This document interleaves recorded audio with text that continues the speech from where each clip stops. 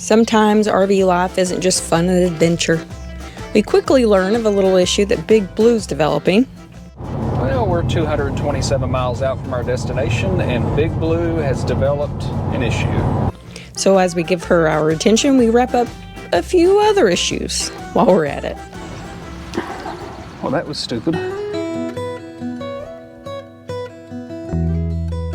We are leaving West Virginia. We're about to mark yet another state off of our sticker map. But we wanted to point out we're going to exercise something, the very reason why we bought this inflator as opposed to an air compressor is because you don't have to plug it in. Right. This morning we're trying to get an early start. We really don't want to disturb the campground. So we came right around the corner in this open parking lot that we knew was here. And Cody's going to take care of his tires because you know he's not going to skip it. Tires, lights, and tug test. We already did the tug test. We already did the lights. I flicked my TST on when we were still at the house. It's cooled off quite a bit. It's in the 60s this morning, so I need to add a little air to all the trailer tires. So like Angela said, we came down here to this open parking lot where I don't disturb anybody. There's people up and around, but they're like having breakfast with their kids, and it's the weekend. And, well, we have this here. You know, and I don't want to make a bunch of noise. And this thing is great because it will air up to 110 PSI, maybe more. I've never pushed it past 110. It works off the MILWAUKEE drill batteries, which is awesome. So if I need to air something up on the side of the road or whatever the case may be, I don't have to worry about finding an outlet. It is kind of loud, so parking lots are great. I'm going to top these tires off. I think you're going to walk the dogs, and we're going to hit the highway. Yep. We'll see you on the road. See you on the road.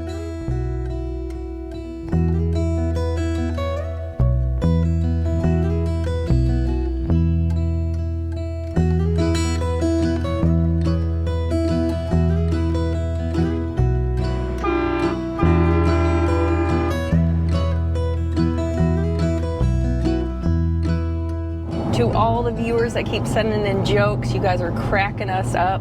We keep meaning to read some of them on air, but I keep forgetting which form of messaging they come through, and then I can't find it, and that's kind of a me problem. But I have one here from Ty. Ty says, what's the best way to watch a fly fishing tournament? A live stream. Solid. That's pretty good. Thanks, Ty.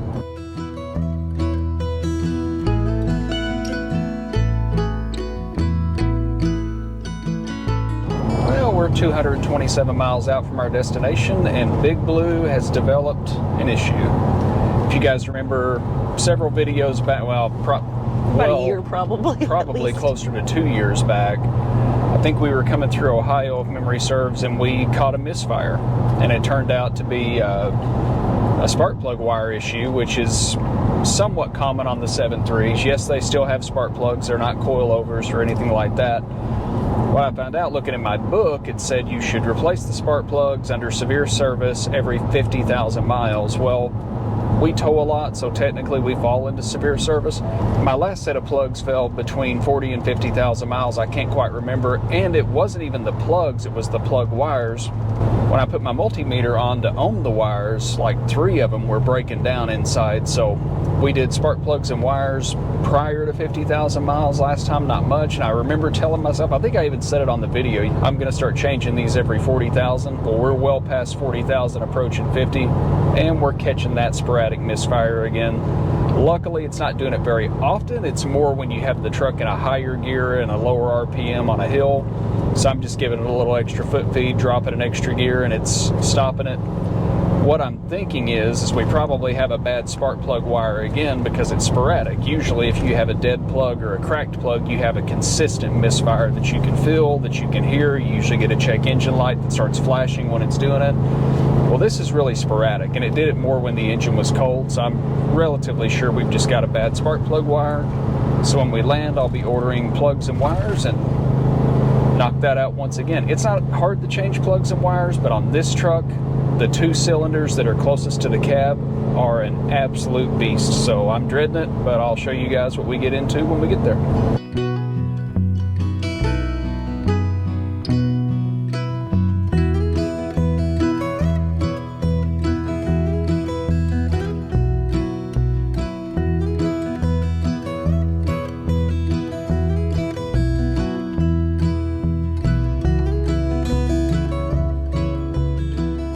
So we were not required to stop. This is more for big trucks, but we kept seeing the signs, and we know we have a propane bottle that's open. I know there's mixed reviews on that as far as going down the road. He kind of gave me the what are you doing here look, and I said, well, I saw a sign back there that said we had to stop for inspection if we had gas bottles, and he said, yeah. He said, do you have them turned off? And I said, well, I've got one of them turned off. And he said, well, he said, go ahead and shut them both off for me. I said, okay. He was cool. He didn't want any. I said, do you need anything else? He's like, nope. Thanks for stopping. I don't think we have any ignition sources because nothing's running, so I'm sure it's probably fine, but let's obey the law. You generally can't go wrong doing that.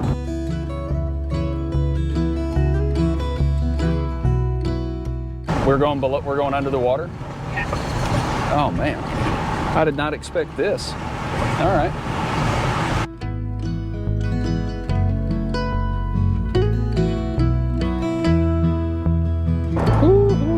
And everybody's stopping.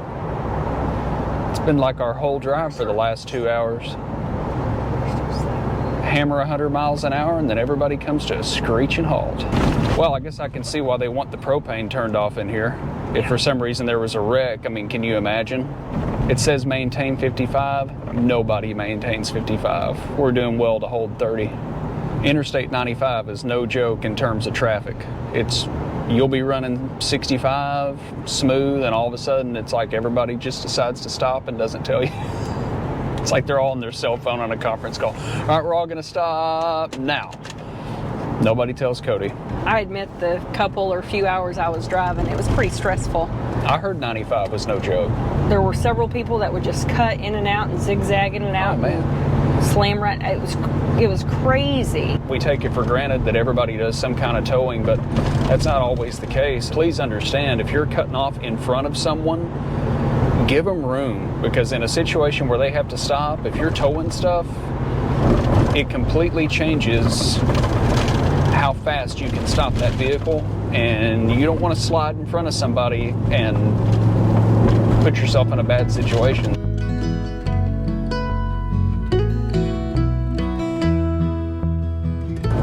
But that was pretty cool to be below water level. That was cool to be below water. I mean, it was kind of creepy. A little creepy. It's like, hey, what if this thing starts leaking?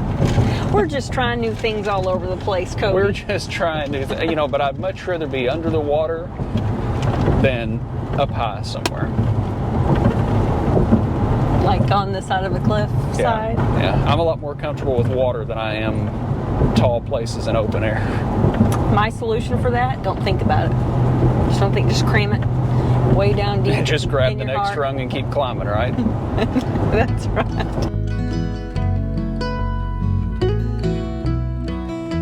Okay, so we woke up this morning in the mountains of West Virginia. Yesterday, we literally climbed a mountain. And today, we're out here in Virginia. It's beautiful. There's water. I've never been here before. I don't like the traffic, but it's pretty. Another great thing about this lifestyle, I know we're in the Northeast when we start seeing the Wegmans and the Wawas. What a fun store. What a fun name. Who doesn't want to go to a Wawa? We've been to a Wawa. We have. Just because it was a Wawa.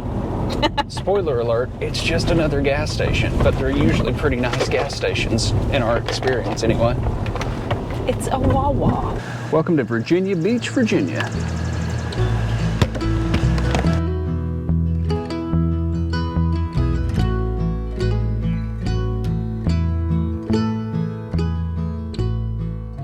We have officially completed our metal tire valve stem saga. And you know how they say it takes a village? I think they're talking about children, but in this case, it took a village. I'm headed to Chesapeake, Virginia to get some valve stems replaced. We called the discount tire that was closest to our campground, asked them about the metal valve stems, and they said, we have what you need, come on. And they did not have them. So I called the next discount tire 10, 12 minutes away and asked them. And they said, oh, we have what you need. And I said, well, I'm at one of your other locations. They thought so too. Can you confirm?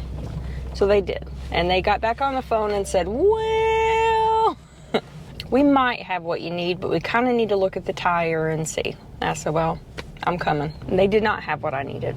So thanks to Andrew from here, who's been a huge help in helping us with some things to do around here. He said that Portsmouth Trailer in Chesapeake, stop it, is really great. American owned, female owned, small business, been in business for a long time, and that they can probably help me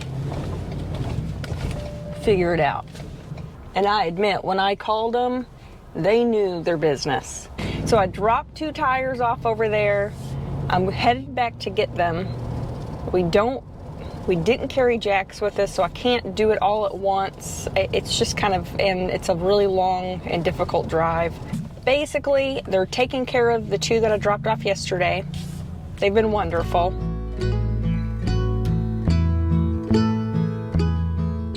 I'm going to purchase 3 more so that I have them in hand and I know what I have, and we have an extra, and I'm going to have someone install them close by so that I'm not driving yet another hour to go take care of all 4 tires. So I think Cody was to a point. Just saying the word valve stems stressed him out, and he was over it. And I just determined yesterday that I'm going to handle this. I'm going to get it done, and we're going to stop talking about it, and we're never going to mention it again. So I don't care what it costs. I think it's going to cost me under $60 to purchase 5 valve stems and get 2 installed. It's not the end of the world. Thank you to everyone that sent us links. You went above and beyond. Message, email, comments. You guys were wonderful. That was the next step, was to do a Napa or an O'Reilly's. So if it is something you're looking for, try that. I think the sizing was throwing Cody off. It was kind of stressing him out a little bit, because we did get a few different sizes sent to us, and we didn't even know where to start, and nobody could really tell us. And I don't think it's really that complicated. I think we were overthinking that. To cap it all off, Hurricane Debbie is running straight up the coast where we're at, and there's some bad weather coming in. So I'm going to try to get this done and get back before the torrential and the bad storms start. On top of it, I just took a detour road called Phantom Road.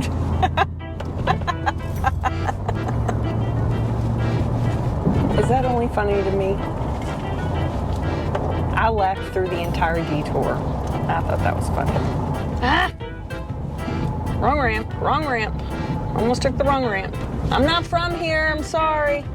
Woo! Get on, get.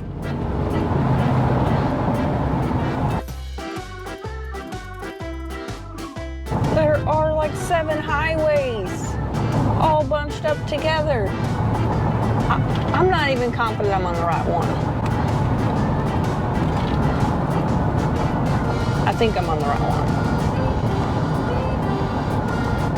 I think I'm on the right one.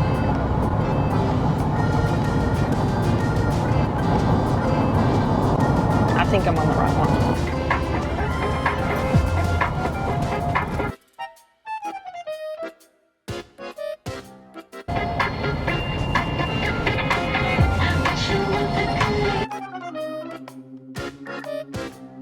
Check out the license plate. Big truck. April at Portsmouth Trailer Supply was an absolute angel.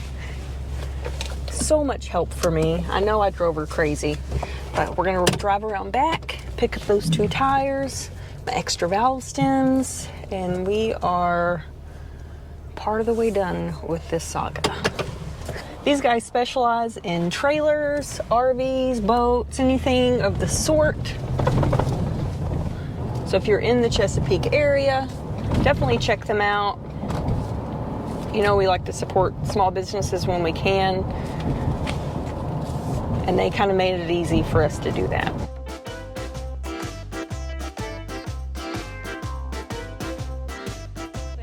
We're just going to leave it at that and say that it's done, because the T word It's a bad word right now. I'm getting way too good at changing out tires. All right, go ahead and just put that word in the box. Why'd you spit it in there? I was either going to talk it or spit it, and tire is a word I'm ready to spit out for a little while. Okay, all right. We're gonna throw it into the ocean. We're done. We're not gonna talk about it. Don't mention The it. stupid valve stems are done. Don't top it. This is a dumb problem to have. So I'm going to put about 40 pounds of air in each tire and put these things on, torque the wheels, and they're not coming done. off. If they go flat, we're just gonna ride. We're gonna run it on metal. I don't even care anymore. I wanted new wheels anyway. Don't comment.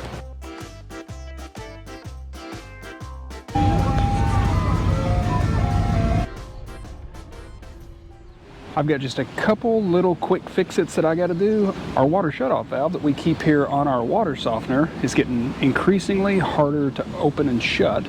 So talk about overkill. I bought this massive shutoff valve from Amazon. It's all brass, no plastic, hoping that this solves my problem for the long term. So I'm going to pop this on real quick. I do recommend these shutoff valves, but the little cheap ones that have all the plastic inside and outside, they're not working out real well for me. They last about 6 months and then they fall off. Just let the pressure off the system real quick. I don't have to keep buying one of these ever so often.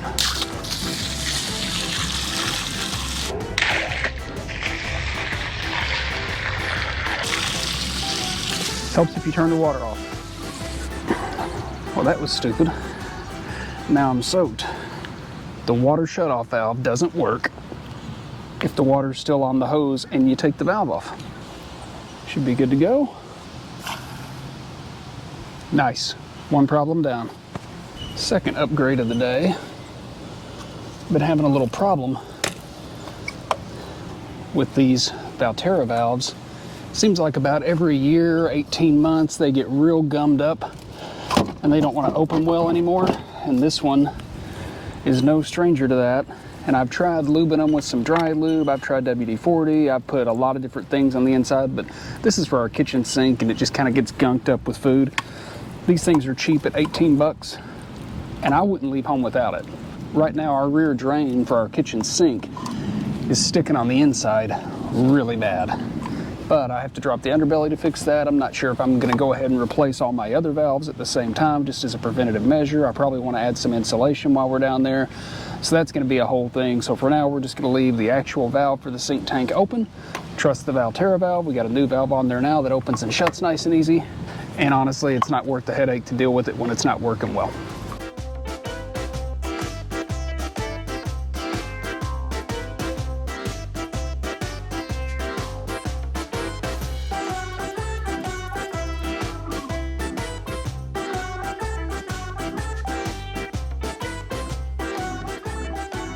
Weather is just not really cooperating this week.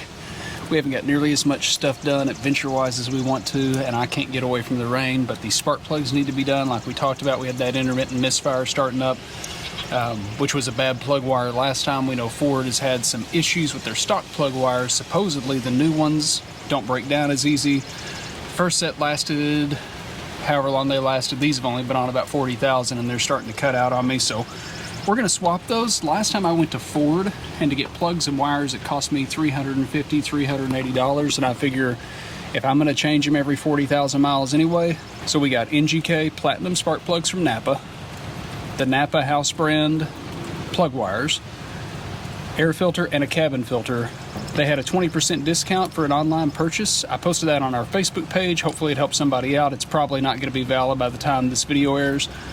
But with that, and signing up for Napa Rewards, I got air filter, cabin filter, plugs, and wires for like 220 bucks. So you can't beat that. And before we get into this, I want to show you something. So here's the Ford wire. Factory Ford, same ones that came on it, and we replaced about 40,000 miles ago. And what I hear is that you get heat damage inside of here, causes the wire to break down. And last time, I think 3 of our 8 wires did not ohm out right, telling me they were bad or they were starting to break down on the inside. So the Napa wires, which were cheaper, remember, look at that.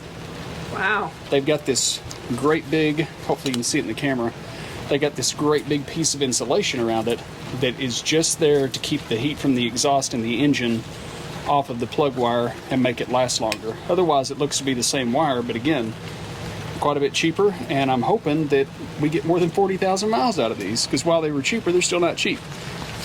So I'm gonna go through some weeping and gnashing of teeth and swap these out, and maybe someday it'll quit raining. I don't know. I thought my mic might be protected from the rain a little bit. We had a viewer that purchased one of these, not for the right reasons, mind you. Well, good afternoon, folks. We're here to talk to Cooper about how he likes the new microphone. Hey, Cooper, how do you like your microphone? He says, I love you, Dick. He said, what do you got to say about that, Cooper? He says, I want it. So hopefully this fixes it for us for all of our fix-its. We've had enough of them here lately. This hasn't been the most exciting episode, but it's part of RV life. And tomorrow, I don't care if it's in the middle of a hurricane, And it might be. we're going to adventure tomorrow. It may be a hurricane adventure. We're going to adventure tomorrow. So we will catch you guys on the next episode.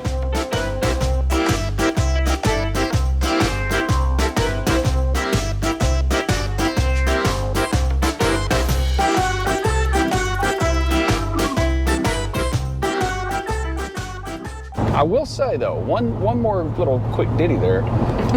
Did he? Ty says, what's the best way to watch a fly fishing tournament?